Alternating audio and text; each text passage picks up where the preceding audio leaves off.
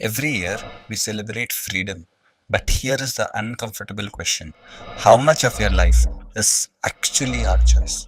You may be free to choose your career, but can you choose something your parents don't approve of? You may be free to post anything online, but can you handle people judging you? You may be free to say no, but can you say no without feeling guilty?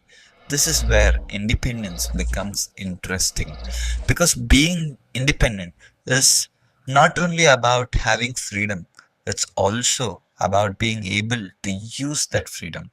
A person can live in a free country and still spend their entire life trying to satisfy everyone around them.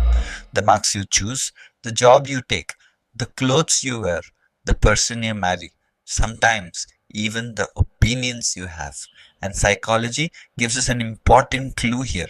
Humans naturally care about belonging. We don't just want freedom, we also want acceptance. So sometimes we don't need someone to control us. We control ourselves because we are afraid of what people will say. Think about it. If no one could judge you, what would you do differently?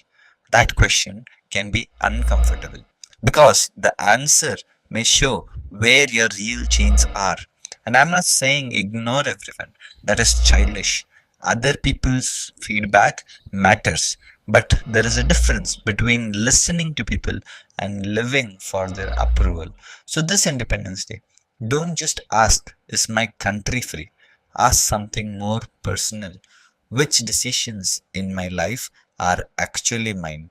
Because political freedom gives you the right to choose, but psychological freedom is having the courage to make that choice. And sometimes the strongest prison doesn't have a lock, it has an audience.